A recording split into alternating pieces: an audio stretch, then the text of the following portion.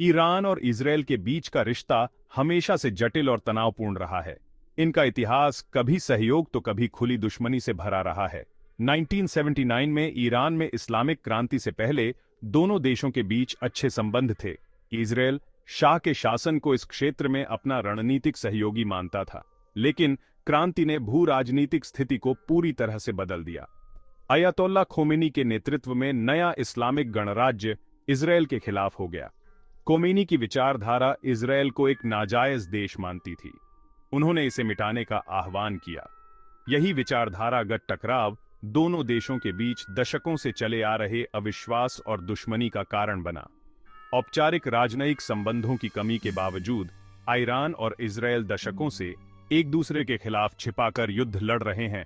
इस संघर्ष में छद्म युद्ध, लक्षित हत्याएं और साइबर हमले शामिल हैं।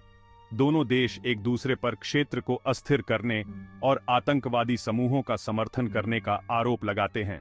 ईरान और इजरायल के बीच प्रतिद्वंदिता सिर्फ विचारधारा की नहीं है, यह क्षेत्रीय शक्ति और प्रभाव के बारे में भी है। दोनों देश मध्य पूर्व में सबसे ताकतवर बनना चाहते हैं। इस होड़ ने हथियारों की दौड़ को बढ़ावा दिया है और कई छद्म युद्धों को जन्म दिया है, खासकर लेबनान, सीरिया और गाजा में। ईरान इजरायल संघर्ष एक बहुआयामी और गहराई से जड़ा हुआ मुद्दा है। यह ऐतिहासिक शिकायतों, वैचारिक टकराव और रणनीतिक प्रतिस्पर्धा से भरा है। हालिया घटनाओं ने एक बार फिर इन तनावों को सामने ला दिया है, जिससे व्यापक परिणामों के साथ संभावित वृद्धि के बारे में चिंताएं बढ़ गई हैं। तेहरान के एक गेस्ट हाउस में हमास नेता इस्माइल हनियह की हत्या ने पूरे मध्य पूर्व को हिलाकर रख दिया। फिलिस्तीनी आतंकवादी समूह के एक प्रमुख व्यक्ति हनियह एक बम विस्फोट में मारे गए थे, जो उनके घर में तस्करी करके लाया गया था। इस हमले में उनके बॉडीगार्ड की भी मौत हो गई। यह एक बहुत ही सोची समझी कार्यवाही थी। इससे पता चलता है कि इसमें किसी देश का हाथ था। हालांकि किसी भी देश ने हत्या की जिम्मेदारी नहीं ली है, लेकिन शक की सुई तुरंत इजरायल की ओर घूम गई। इजरायल का हमास नेताओं को निशाना बनाने का एक लंबा इतिहास रहा है। वह समूह को एक आतंकवादी संगठन मानता है।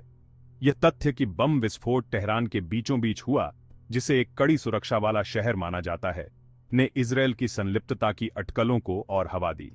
हनिये की हत्या इजरायल और ईरान के बीच चल रहे गुप्त युद्ध में एक महत्वपूर्ण वृद्धि है।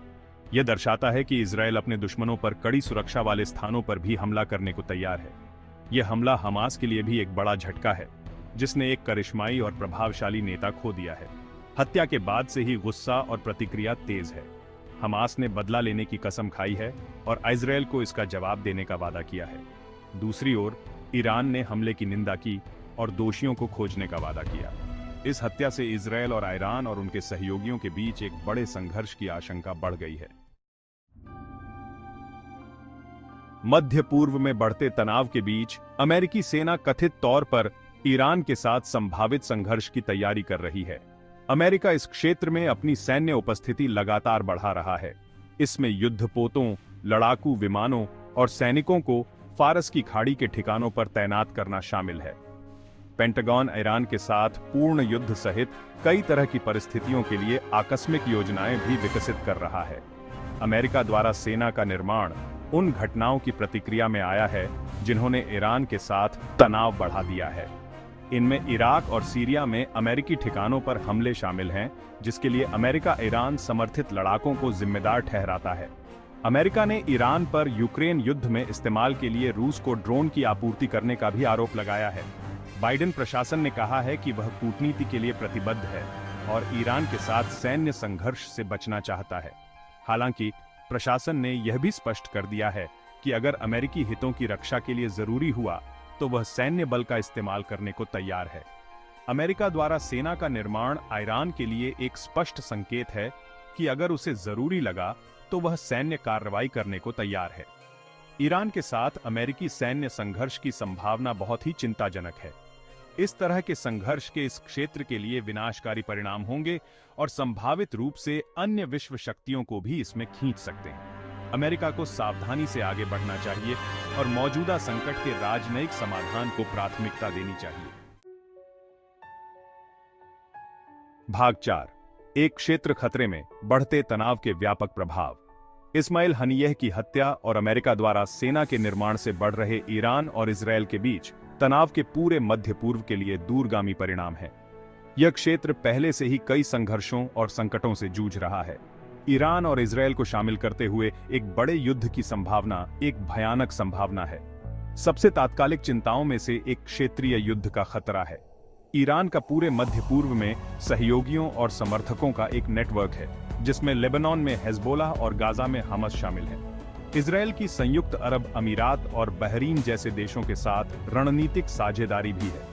ईरान और इजरायल के बीच शत्रुता में वृद्धि आसानी से इन क्षेत्रीय ताकतों को इसमें खींच सकती है, जिससे व्यापक और अधिक विनाशकारी संघर्ष हो सकता है। एक और बड़ी चिंता वैश्विक ऊर्जा बाजारों पर पड़ने वाला प्रभाव है। ईरान एक प्रमुख तेल उत्पादक देश है और फारस की खाड़ी क्षेत्र में किसी भी संघर्ष से वैश्विक तेल आपूर्ति बाधित हो सकती है। इसका वैश्विक अर्थव्यवस्था पर महत्वपूर्ण प्रभाव पड़ेगा, जिससे संभावित रूप से तेल की कीमतें बढ़ सकती हैं और आर्थिक अस्थिरता आ सकती है। बढ़ता तनाव यमन युद्ध और सीरियाई गृहयुद्ध जैसे अन्य क्षेत्रीय संकटों को हल करने के राजनयिक प्रयासों को भी कमजोर करने की धमकी देता है। बढ़ा हुआ तनाव क्षेत्रीय ताकतों के लिए साझा आधार खोजने और शांतिपूर्ण समाधान की दिशा में काम करना और कठिन बना देता है। भाग 5, अनिश्चित भविष्य, कूटनीति या तबाही। मध्य पूर्व में मौजूदा स्थिति अनिश्चित है। इस्माइल हनियह की हत्या और अमेरिका द्वारा सेना के निर्माण ने ईरान और इजरायल के बीच तनाव को चरम पर पहुंचा दिया है। यह क्षेत्र बहुत ही नाजुक स्थिति में है। एक छोटी सी चूक भी भयावह परिणामों के साथ एक व्यापक संघर्ष को जन्म दे सकती है। शत्रुता और अविश्वास के मौजूदा माहौल के बावजूद कूटनीति ही शांति का एकमात्र व्यवहार्य मार्ग है। इसमें शामिल सभी पक्षों को संयम बरतना चाहिए और ऐसे कार्यों से बचना चाहिए जिससे स्थिति और खराब हो सकती है। संवाद की सुविधा और तनाव को कम करने में अंतर्राष्ट्रीय समुदाय की महत्वपूर्ण भूमिका है। अमेरिका को इस क्षेत्र में एक प्रमुख भूमिका निभाते हुए सैन्य कार्रवाई की बजाय कूटनीति को प्राथमिकता देनी चाहिए।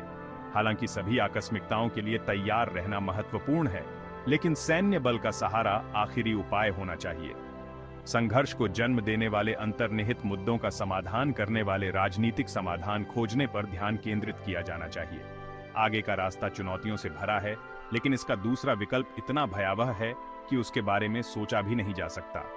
मध्य पूर्व में व्यापक संघर्ष इस क्षेत्र और दुनिया के लिए एक आपदा होगी। ऐसी तबाही को रोकने और अधिक शांतिपूर्ण और स्थिर भविष्य के लिए प्रयास करने के लिए अंतर्राष्ट्रीय समुदाय को मिलकर काम करना चाहिए।